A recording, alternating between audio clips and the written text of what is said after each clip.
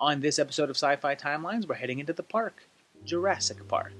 That's right, on the eve of the 25th anniversary of the classic film, plus with the release of Jurassic World 2 Fallen Kingdom coming out, I figured it was time to check out the continuity and timeline of this awesome classic series. Also, I've been watching some pretty bad movies for this channel lately, so I thought it would be time to check out some quality films. And I mean, it's Jurassic Park, so it's going to be all quality, right? Right? Alan. The park opened in 1993, kicking off with some raptor action, and it was this exact scene in which a little boy dragged his mom out of the theater and into something a little safer when I first saw this movie. We then meet Alan Grant and his girlfriend Ellie Sattler. They're recruited by John Hammond, eccentric rich guy and part-time Santa Claus, to come check out his new park, and we're tipped off that Newman's here, and he's the same creepster that he always is. The amazing Dr. Malcolm shows up, and any timeline that I can see Jeff Goldblum in is instantly better. The group gets their first look at a dinosaur, which is a Brontosaurus, because I'm a Brachiosaurus denier. And then he says it. Dear Dr. Sattler, welcome to Jurassic Park. We meet Dr. Wu, and when do we get to see a Velociraptor? Well, there it is. Oh yeah, here's a baby one.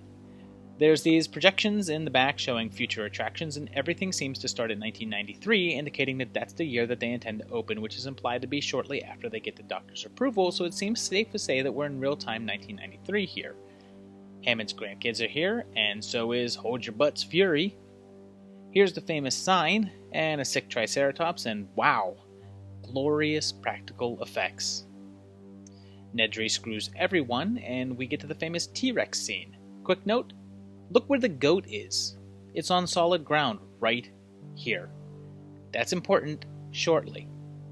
The T-Rex shows up, and see how he's on level ground here? There's level ground right next to the cars. The lawyer gets et, and again, practical T-Rex here. Alan and the kids escape through the hole in the fence the T-Rex made, and all of a sudden, no solid ground anywhere around them. Where did the big guy come from then? This is a flying T-Rex. It just never does it again. We meet the Spitters, who eat Nedry, and for all those thinking the Barbasol can is a setup for future plots, Dodgson says that the coolant only lasts 36 hours, so it's just a red herring. But then this happens. Well, there it is. Alan and the kids have to climb a fence that at least the little boy should have been able to just squeeze through these openings. Sam Jackson dies off-screen, and Muldoon gets eaten. There's two people eaten on screen in a PG-13 movie a short time after Army of Darkness was released to theaters with an R rating, which is the real Spielberg magic here. There's Velociraptor chases, the Unix system hacking, which is extremely realistic, and finally, the raptors are sneak attacked by the T-Rex, who up until this point you could hear coming from a mile away, but right here was able to tiptoe up to them. The survivors fly away, and the dinosaurs remain on the island. 4 years later, the inevitable sequel arrived with Jurassic Park 2, The Lost World, again directed by Steven Spielberg. It kicks off on an island nearby to Isla Nublar from the first film, and the little compy dinos. Dad's newspaper shows it to be December of '96, and Ian is back. The kids are here, and so is Dr. Hammond, who tells that there's a whole other island that he's defended for 4 years after the demise of Isla Nublar. I have trouble saying that. So that places this one 4 years later, so a little time has passed since the opening bit, and Dr. Hammond says it was a few weeks ago, so it's most likely in January so of 1997. We meet Eddie, and fake Norman Bates is here, and surprise, Ian has a kid. There's some stegos here, which, I don't know, if Isla Nublar was the tourist island and this one was the backup, shouldn't there have been some stegosauruses on that one? They're like every kid's favorite. Ian's girlfriend is already here, and Kobayashi is also here, or maybe Kaiser Soze, depending upon which theory you believe, and Annihilus shows up. InGen is planning to take the dinosaurs to San Diego to create a new park there, although be real, how do you compete with Legoland? There's a baby T-Rex, and not one, but two full-grown Rexies that bite this guy in half. Dieter gets compied, and raptors finally attack. These raptors aren't as quick, though, and have a kryptonite, teen gymnastics. Tembo bags a T-Rex, which they then take to San Diego, but it eats everyone on board and gets loose in suburbia and eats a dog, which I thought was against the rules in movies, so I guess props? Hammond's nephew gets eaten by the baby T-Rex, and they're taken back to Isla Sorna, and the island is declared a nature preserve. 4 more years passed, and in 2001 we get Jurassic Park 3, which was not directed by Steven Spielberg, and which takes us back to Isla Sorna, and these tourists get attacked by presumably pterodactyls. Okay, since the last film told us that there were pteros on the island, and we have to assume that the dinosaurs will be all kinds of news, and most likely had tons and tons of media coverage, we would kind of have to figure that most people know that they're on the island. It seems silly that they would even allow this boat tour to come even remotely close to the island, and a tour would even want to, because they would know that the pterodactyls would be there, but I digress. We see Alan and Ellie again, and Ellie has a different husband and 2 kids, one of which is 3 years old. So with his age, Ellie meeting Mark and getting pregnant, we're at least 4 or 5 years since the first one. We meet young Billy, and the shoveler and Mrs. Duchovny convince Alan to take them to Isla Sorna, and... Alan! What was that? Alan! We should just move along. Alan! I know, I'm sorry. But maybe one more time. Alan! They get stuck, but at least Michael Jeter's here if they want someone to sing a song about videos and drag. We meet our new alpha dinosaur, the Spinosaurus, which is bigger and meaner than a T-Rex, and I guess was just hiding out throughout the entire last movie. I mean, Tembo and Ludlow were aware of all the breeds of the dinosaurs on the island and yet never once mentioned a Spinosaurus, which you think they would have been very concerned about. You'd also think that Tembo would have preferred to have bagged this guy instead of a T-Rex, since he was interested in the ultimate game, but whatever. So the Kirbys are searching for the kid from the beginning, and Billy steals some raptor eggs, and then they find this building which is actually still in existence on the Universal backlot, hidden behind the world's plane crash. This raptor is apparently smart enough to pretend to be immobile until the right scary moment, but at least it doesn't talk. Alan! Turns out young Newt is still alive, Eric is still alive and reunites with his parents, and we discover that Dad's sat phone is in the Spinosaurus's belly, and somehow we can hear it ringing, so that ringer volume must be like really cranked. I mean, we hear it, but not the footsteps of the gigantic dinosaur. Then, after being teased for a while, we finally get pterodactyl attacks, and they eat Billy. Our heroes manage to drive off the Spino with fire, and then drive off a pack of raptors with a bone horn. You see, it makes them think the humans are speaking their language, which I'm sure sounds as weird as a raptor speaking ours. Alan! Anyway, they get saved, and it turns out that Billy's still alive, and there's no on-screen evidence of a date, so let's roll with the real time of 2001, since that would accommodate Ellie's child and husband. 14 years would pass until we got another entry with 2015's Jurassic World, which kicks off with Kitty's kids going on vacation, so they have to say goodbye to these. They head off to Isla Nublar, to the now open Jurassic Park, which the kid's dad says sees 20,000 people a day. They say the gates are from the original park from over 20 years ago, so we're at least in 2013, and they've clearly learned from the lessons of the previous film to not have a disaster, right? We meet the kid's aunt, Gwen Stacy number 1, and she talks about creating a new dinosaur named Indominus Rex. And wow, Woo is back. Jake Johnson shows up in an original Jurassic Park tee and tells us the original Jurassic Park was great because they didn't need genetically altered dinosaurs, just classic ones. Thank you for being my voice, Mr. Johnson. We find out that John Hammond passed away, and we meet Dino Lord, who's training raptors, and the Kingpin, who wants them for military purposes.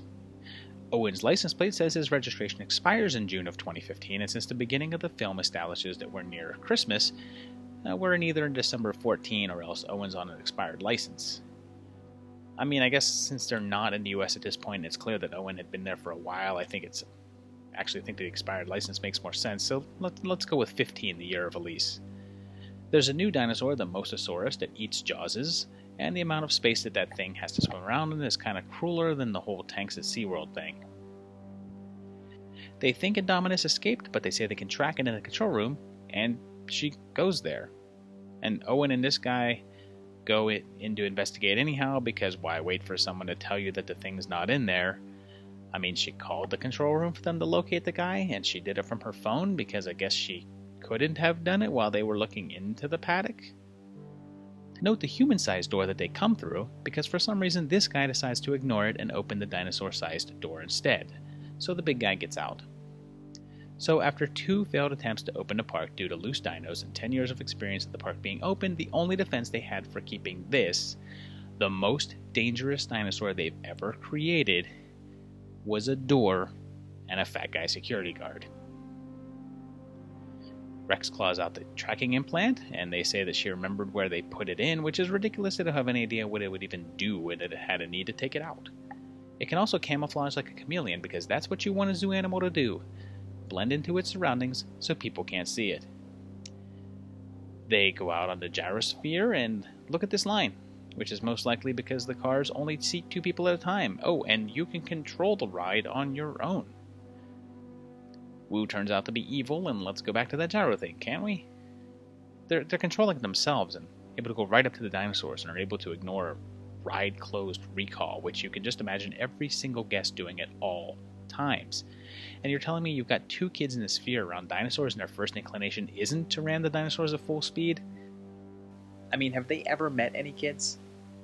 They end up in the building from the original, banner still tattered on the ground, and Rexy releases all the pterodactyls, which again, have no security measures except they're kept in a glass dome, and once the glass breaks, because it's glass, they are free to go wherever they want.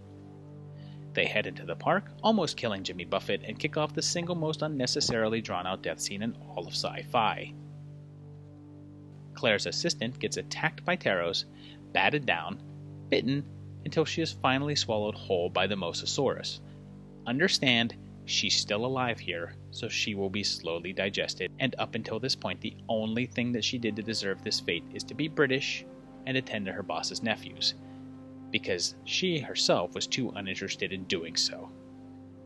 Oh, and that girl gets to kiss Chris Pratt, so there's a lesson for you kids. Then there's that whole riding with the raptors bit, but Rex is part raptor and can communicate with them even though it's never met another raptor before, so I guess their language is instinctual or something. And the raptors attack, eating Private Pile. There's a face-off with Rex and raptors, and Claire enlists the help of the T-Rex from the first movie, and she's able to outrun it while wearing heels.